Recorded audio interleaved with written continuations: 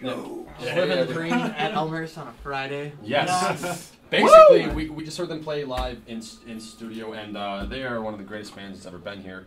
That's the first acoustic song we've ever done as a band. Well, you guys should definitely do more. That was awesome. Seriously, guys, that was really, really awesome. Thank you.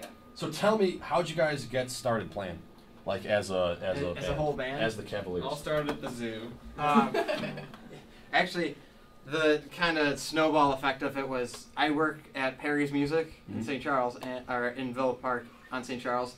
He took lessons there forever, and he was like, "You want to come and jam with me?" Well, I had been playing with Brian since I've been we were like 11 and like out of the womb, like 6 months old. It's just not even out of the womb. Yeah, really. And he still had the beard. I had the beard at that time. The beard came first, really. Yeah, I was in a freak show at the time. Brian grew around it.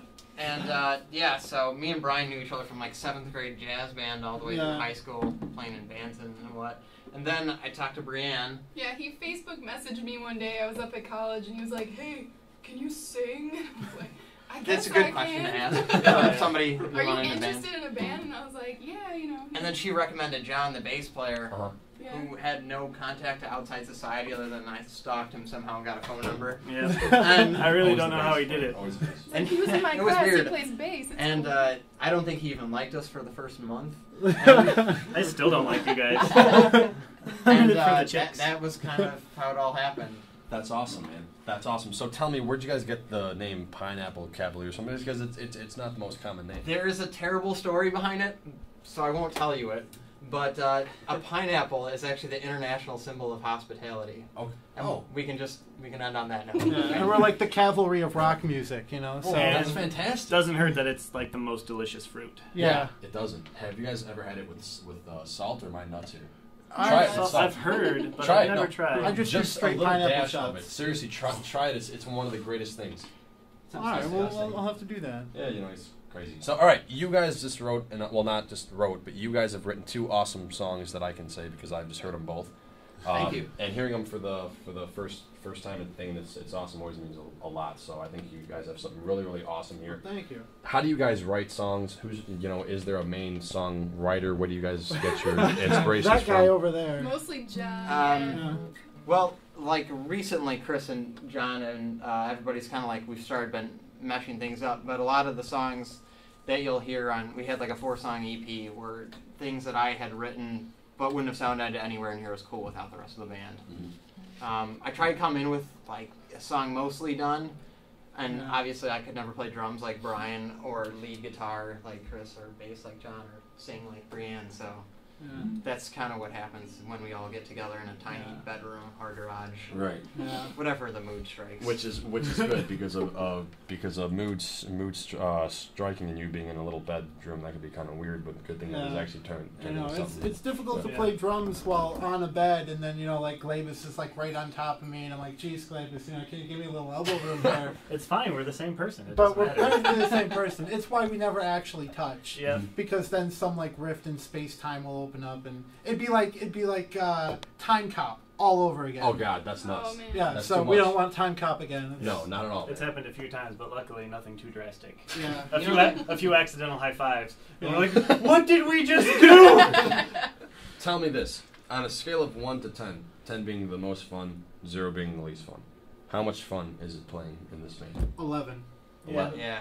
It goes up to Spinal 11. tap. It Yes, goes there up we to go. 11. It goes up to 11. Why?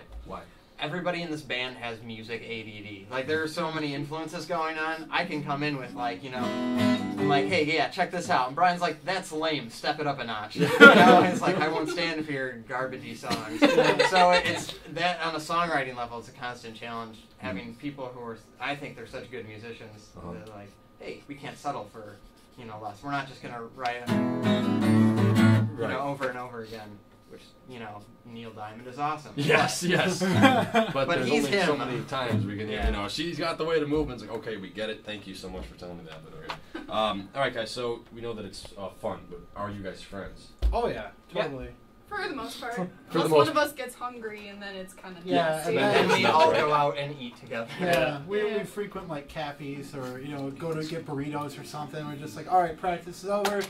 let's go eat, and then we just pick a place, and then we hang out for like hours, and the wait staff has to kick us out because we're laughing. That's cool though. You We know, have That's really board awesome. meetings and Yeah, milkshakes. we make towers with the butter that they give you on the thing, and They you know, hate us. Yeah, John makes. I haven't like, been kicked out of Cappy's yet. I actually was banned Yeah. when I was a youngin', but that's fine. they because forgot, you're in a band. Yeah. and I got Yeah. back in. Yeah. All right. Well, tell me this, guys. In the past, would have been some milestone gigs or just things that have happened for the band. Oh God, get your money up. Oh yeah. Yeah, we did a fundraiser or a charity event. Where was that? And also, In Alsip. where there the you go. graves were Where the robbed. graves were, like practically right across the street. We're at a bar there, and Less than a week before. that was actually right at. Right was it after. before or after? The, Right the after. news Right hit, after. and then we're like, wait a minute. Yeah, that's where we're going. Yeah. But yeah, we did that charity event, and it was really fun. We got to hang out with a bunch of other bands and just have a good time, and so it felt good. And we did another. Basically, a lot of I think for me the highlights have been charity events that we've done. But We've done some Yeah. pretty awesome We birthday also, party, grad party. oh yeah, birthday parties out the wazoo. Most recently, though, it's when we played at the Empty Bottle Oh in yeah. Chicago, which was That was really very, exciting. Awesome sound there, and we got to play with a bunch of other good bands. This one, the Leadership, that's like That's down awesome. at U of I. Mhm. They were really cool. Yeah, Yeah. Crayola as well. Yeah, they were like a techno dance. It was like Allman Brothers on ecstasy. Yeah. Allman Brothers, dude. That's fantastic. And then ecstasy to boop. Boost them up. All right, so then those are some awesome things from the past. And what are some goals that you guys have for the future? Make an album. Yeah, finishing finish this our record. album, Yeah. Yeah. Play more and more shows. Yeah. Write some more songs. Getting our names further out there, you know, sending when we finish the album, sending it to literally everyone, and Right. just being like, "Hey, you need to sign us because we're awesome." Why should people sign you? Like, why do you think people should listen to you? I think we have a very unique sound because we have our own kind of sound to begin with that I think that if there were other people wouldn't be able to mesh it well because Yeah. Brian comes from like a rather proggy background. I kind of have a funky Les Claypool kind of background. Chris Dunn, Megadeth, and then John is just John. Yeah, John's like Dave Grohl but better.